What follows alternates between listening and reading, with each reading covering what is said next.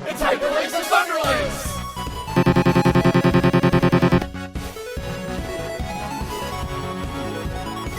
Welcome everybody to our Tome RPG news update for the month of October 2020.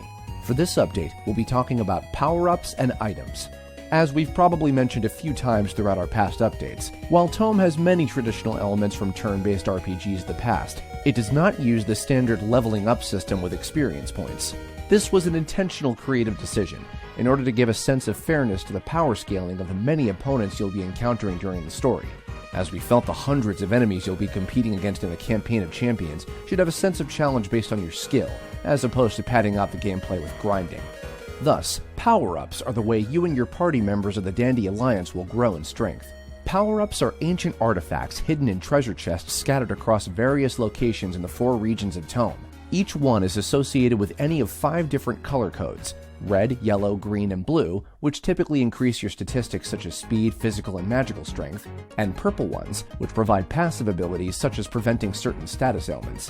While you're out exploring, you'll be able to unlock the powers of these trinkets when interacting with an equipment stall. Every player in Tome begins with a unique set of 5 equipment slots of which power-ups can be attached. For example, your player character, the White Hat Hacker, has a red, blue, and green slot, while Alpha has 2 greens and a yellow slot. And all of your party members will always have 2 purple slots to attach utility power-ups into. In addition to finding them in chests, you could also buy certain power-ups from merchants and item shops in the 4 hub towns, and maybe even some extra rare ones as a reward for completing side quests. We alluded to this a little bit in our update about the battle arena earlier this year, but instead of earning experience points, there's a higher emphasis on earning Neti, Tome's currency, to buy other power-ups that can give you an edge in future battles, along with consumable items. As we're sure you would expect, items can be bought from shops, found in treasure chests, and earned from defeating monsters and players. Keeping a healthy collection of HP recoveries like Crimson Fruits, MP recoveries like Mana Twinkles, ailment cures like Purifying Droplets, revivals like Heavenly Chimes, and much, much more could be the difference between winning and losing against some of your toughest enemies.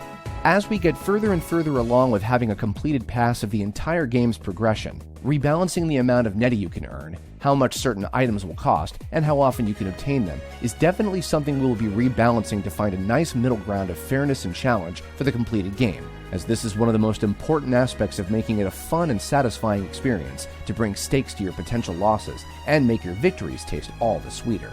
With that, we've now officially shown just about each and every core feature of the Terrain of Magical Expertise's gameplay. It's hard to believe that we've already been developing the game for about 3 years, and we're already into the final quarter of 2020. But before we wrap up this update, we'd like to talk about what we have in store for the next one, which will be happening on the day of Tome's 9th anniversary, November 11th. First of all, we plan on conducting a special Q&A to answer your questions about the game directly. If you send an email to tomecarname@gmail.com with a question, we may answer it in the November update, so we'll be gathering them up until then. Obviously, we won't be giving out any spoilers about the plot or character details, so be wise about what question you ask.